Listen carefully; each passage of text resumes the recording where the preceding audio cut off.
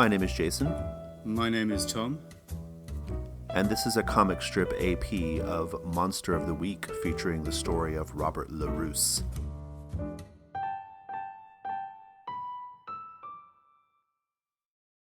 And when we last saw Robert, he had just entered into a subterranean space of the school wherein a bunch of robed, masked cultists, witches, not sure, were sitting around a circle in a room filled with candles, watching a young woman, one of the aforementioned exceptionally talented young women, I think, playing cello. And then the monster made an appearance. It was a goat-headed creature, also dressed in like sort of cultist robes. And you were watching from the shadows, Robert, when we saw this goat-headed creature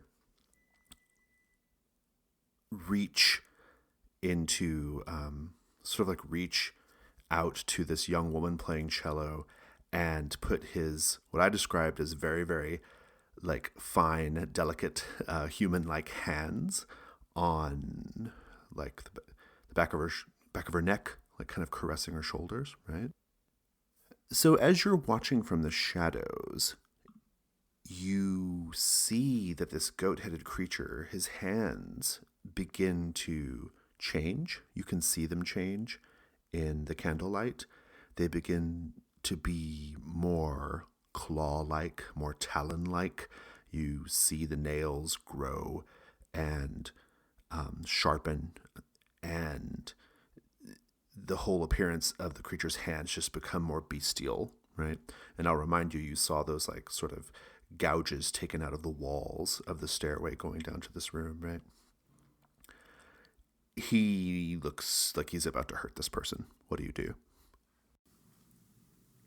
So my first reaction is to want to create a distraction of some kind to forestall whatever terrible thing is about to happen, which entails, I think, looking around for, let's say, a heavy candlestick or freestanding sconce that one might push over to cause a large clatter, and at the same time make a break for it to be not in that direction when everyone looks around that way.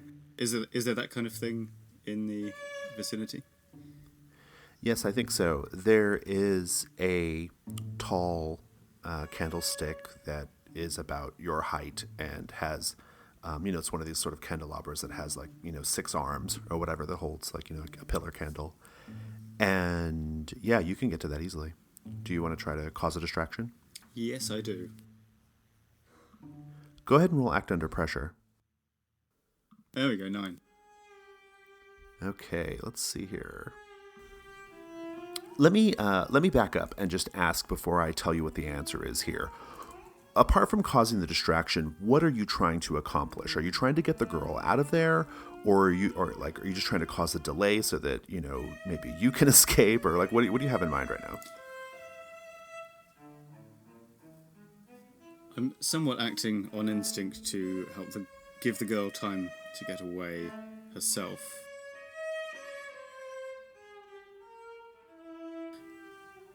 My goal is not to escape myself right away, because I think I can do that anyway, because I have supreme confidence in my abilities for some reason. Indeed. Here's what I think is going to happen. I'm going to give you a choice.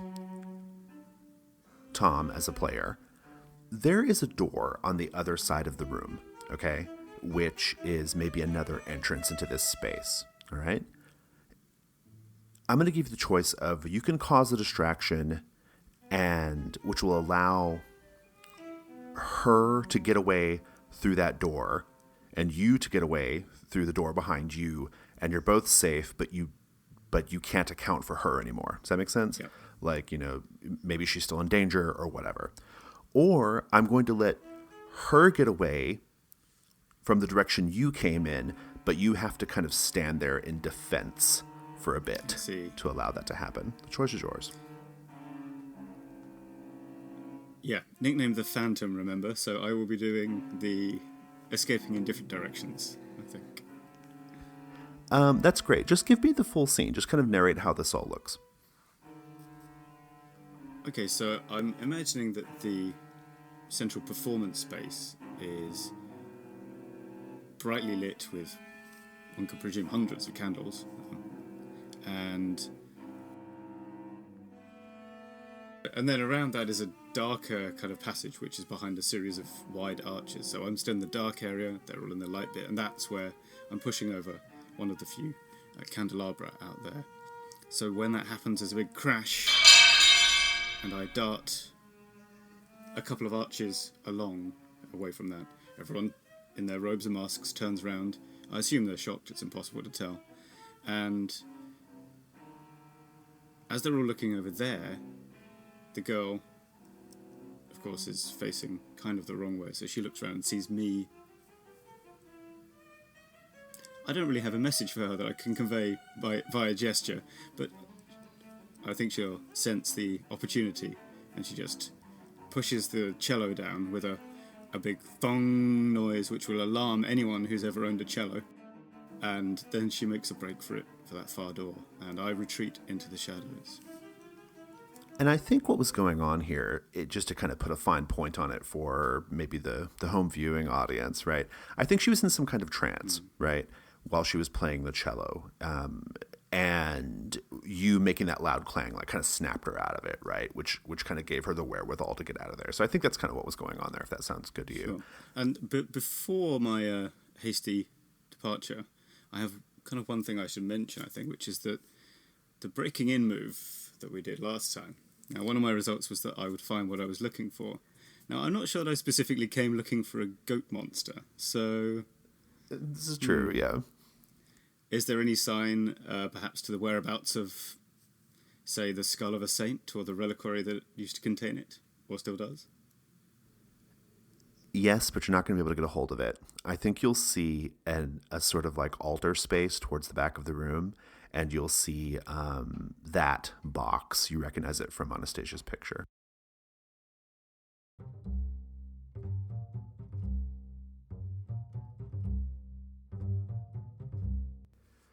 Well, so let's fast forward a little bit.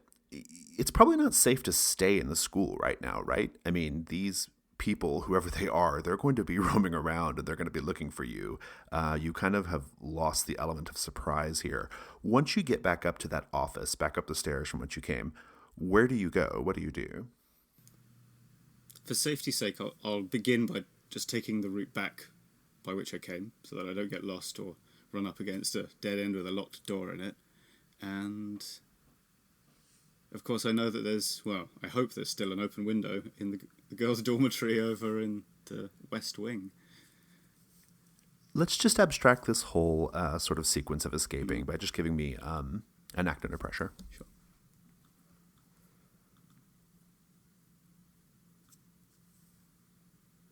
$11. Very good. Go ahead and give me your escape.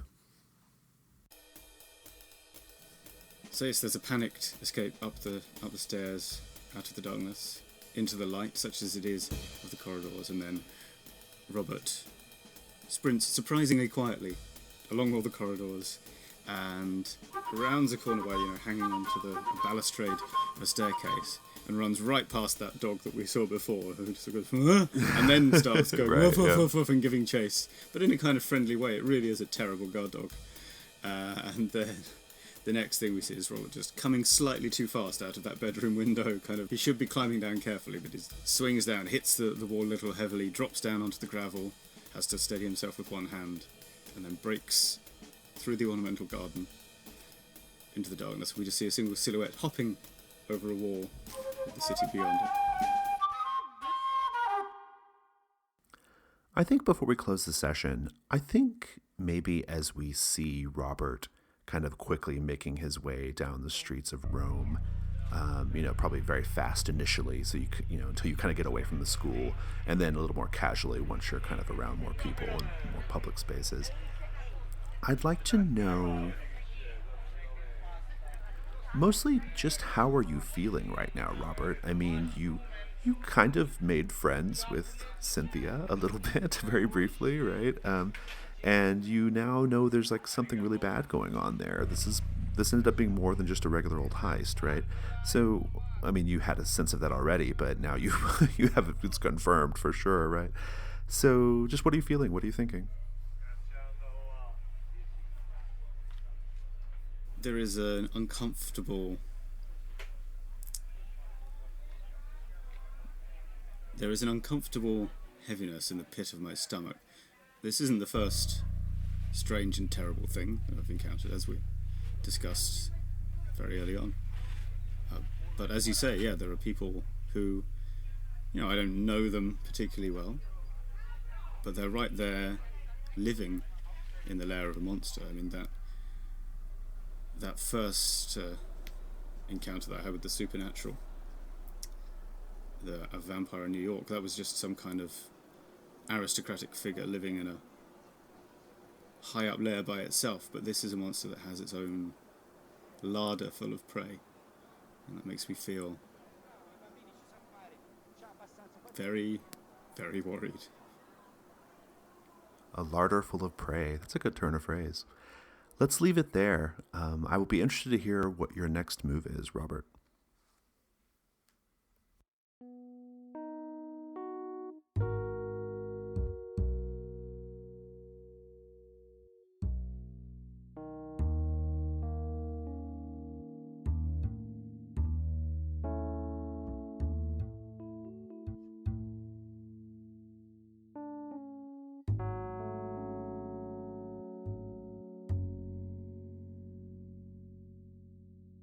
Hi, this is Jason from the Gauntlet Gaming Community. If you enjoyed this episode of Comic Strip AP, please consider supporting the Gauntlet on Patreon.